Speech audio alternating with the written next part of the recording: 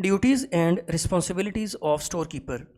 बड़े where houses या stores में स्टोर कीपर की जॉब और उसकी रिस्पॉन्सिबिलिटीज़ बहुत इंपॉर्टेंट और क्रिटिकल होती हैं, क्योंकि स्टोर कीपर ही वो पर्सन होता है जो कि इन्वेंट्री को वेयर हाउसेज के अंदर मैनेज करता है।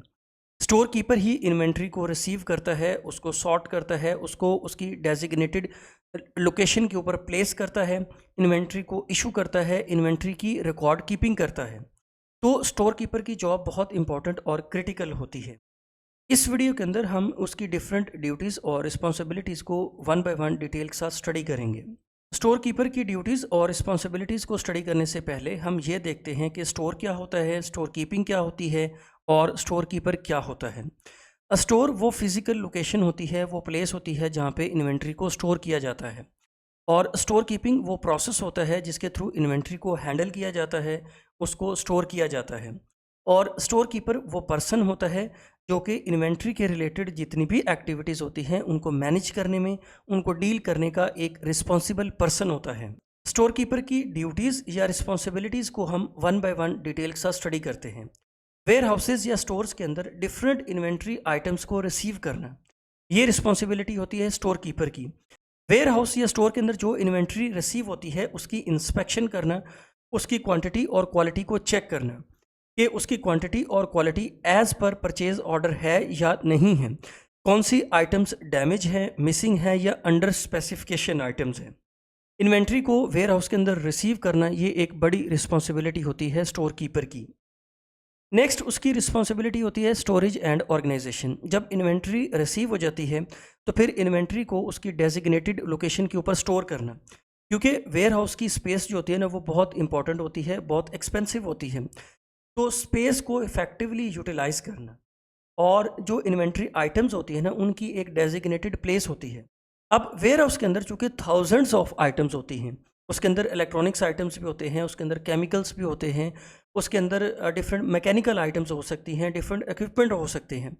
तो हर एक आइटम को उसकी डेजिग्नेटेड प्लेस के ऊपर रखना, ये भी रिस्पॉन्सिबिलिटी होती है स्टोर कीपर की।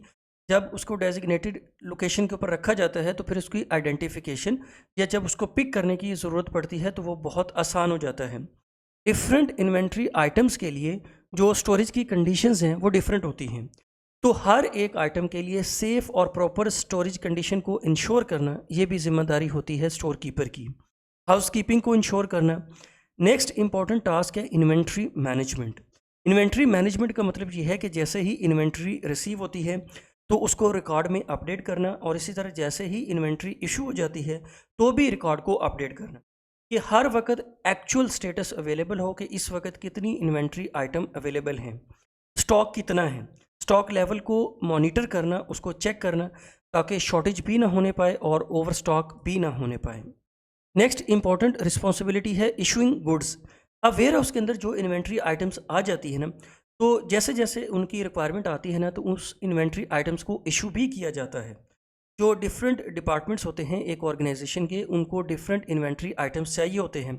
फॉर एग्जांपल स्पेयर पार्ट्स हो सकते हैं, इक्विपमेंट्स हो सकते हैं, टूल्स हो सकते हैं या डिफरेंट कंज्यूमेबल आइटम्स हो सकती हैं। तो उसको इशू करना और उसके रिकॉर्ड को मेंटेन करना।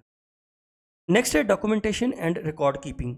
अब वेयर हाउस के अंदर जितनी भी इन्वेंट्री की मूवमेंट हो रही है, जितनी इन्वेंट्री इन होती है, जितनी आउट होती है, उसकी रिकॉर्ड कीपिंग को इंश्योर करना। जो रिसीट्स होती हैं, इनवाइसेस होते हैं या जो स्टॉक रजिस्टर्स होते हैं उनको रेगुलरली अपडेट करना और नेसेसरी डॉक्यूमेंटेशन को प्रिपेयर करना है ताकि जो ऑडिटर्स होते हैं उनको रिक्वायर्ड डॉक्यूमेंट्स टाइमली प्रोवाइड किए जा सकें।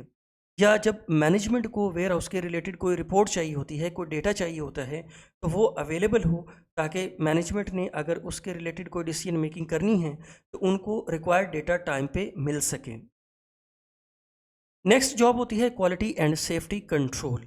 अब वेयर हाउस के अंदर जो डिफरेंट इन्वेंट्री आइटम्स होती हैं उनकी स्टोरेज के लिए डिफरेंट सेफ्टी स्टैंडर्ड्स होते हैं। हर एक इन्वेंट्री आइटम के लिए डिफरेंट कंडीशंस होती हैं। कुछ इन्वेंट्री आइटम्स ऐसी होती हैं जिनके लिए एक स्पेसिफिक टेम्परेचर को मेंटेन करना पड़ता है। इस तरह कुछ ऐसी कंबस्टिबल आइटम्स भी हो सकती है जिसमें फायर हैजर्ड भी होता है।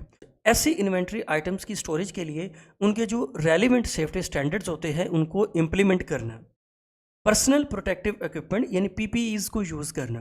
अब वेयर हाउस के अंदर चूँकि बहुत सारी इन्वेंट्री आइटम्स होती हैं, इसमें कुछ ऐसी भी हो सकती हैं जो कि केमिकल्स के रिलेटेड होती हैं, जो कि हेल्थ के लिए टॉक्सिक होती है। उनके जो हैंडलिंग का प्रोसीजर है, उसके लिए जो रिक्वायर्ड पीपीईज़ हैं, उनको यूज़ करना, ऐसी इन्वेंट्री आइटम्स को हैंडल करने के लिए पीपीईज़ की इम्प्लीमेंट को इंश्योर करना, लॉस, थेफ्ट और डैमेज से बचाना। नेक्स्ट है कोऑर्डिनेशन।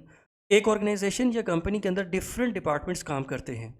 स्टोर कीपर इन डिपार्टमेंट्स के साथ कोऑर्डिनेट करता है। फॉर एग्जांपल प्रोक्योरमेंट डिपार्टमेंट है, या परचेजिंग है, सेल्स है, या लॉजिस्टिक्स डिपार्टमेंट है। स्टोर कीपर इन सारे डिपार्टमेंट्स के साथ कोऑर्डिनेट करना, ताकि वेयर हाउस के अंदर जो इन्वेंट्री आइटम्स हैं वो आउट ऑफ स्टॉक भी ना हों और ओवर स्टॉक भी ना हों। वेयर हाउस के अंदर इन्वेंट्री की मूवमेंट के लिए डिफरेंट इक्विपमेंट्स यूज़ होते हैं। फॉर एग्जांपल फोर्क लिफ्टर है। अब फोर्क लिफ्टर की अवेलेबिलिटी को इंश्योर करना कि उसकी जो रिक्वायर्ड मेंटेनेंस है वो टाइम पे होनी चाहिए। एक अच्छे स्टोर कीपर की स्किल्स या क्वालिटीज़ क्या होनी चाहिए? ऑब्वियसली उसकी सबसे बड़ी स्किल होती है इन्वेंट्री मैनेजमेंट।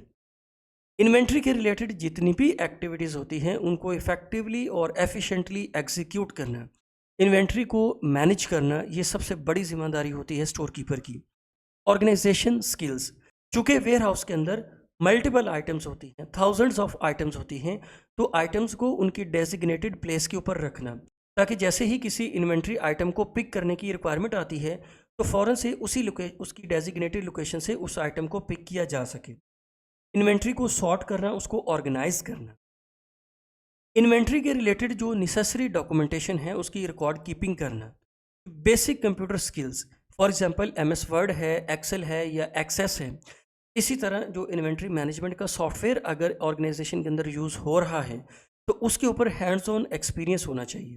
उसकी रिक्वायर्ड स्किल्स होनी चाहिए कि उस सॉफ्टवेयर को कैसे यूज़ किया जा सकता है। नेक्स्ट है कम्युनिकेशन स्किल्स। चूँकि स्टोर कीपर ने डिफरेंट डिपार्टमेंट्स के साथ कोऑर्डिनेशन करनी होती है, कम्युनिकेशन करनी होती है, इसमें प्रोक्योरमेंट है, सेल्स डिपार्टमेंट है, लॉजिस्टिक्स डिपार्टमेंट है, तो इसकी कम्युनिकेशन स्किल्स भी अच्छी होनी चाहिए। ऑब्वियसली टाइम मैनेजमेंट बहुत इंपॉर्टेंट होती है हर एक पर्सन के लिए। तो वेयर हाउस के अंदर चूँकि इसकी रिस्पॉन्सिबिलिटीज़ ज़्यादा होती हैं, बहुत ज़्यादा इन्वेंट्री को मैनेज करना होता है, तो कम टाइम के अंदर कैसे ज़्यादा से ज़्यादा इन्वेंट्री को मैनेज किया जा सकता है, कम टाइम के अंदर कैसे ज़्यादा से ज़्यादा टास्क को एग्जीक्यूट किया जा सकता है। फिजिकल स्टेमिना, एक स्टोर कीपर को फिजिकली और मेंटली फिट होना चाहिए। Knowledge of safety procedures, store के अंदर चूँकि बहुत सारी इन्वेंट्री आइटम्स होती हैं, उसमें फूड आइटम्स भी हो सकती हैं, उसमें फार्मास्यूटिकल आइटम्स भी हो सकती हैं, डिफरेंट केमिकल्स हो सकते हैं, डिफरेंट गैसेस हो सकती हैं। तो हर एक को हैंडल करने के अपने सेफ्टी के प्रोसीजर्स हैं। तो स्टोर कीपर की ये स्किल होती है कि उसके पास सफिशिएंट नॉलेज हो कि किस इन्वेंट्री आइटम को कैसे डील करना है या उसको कैसे हैंडल करना है।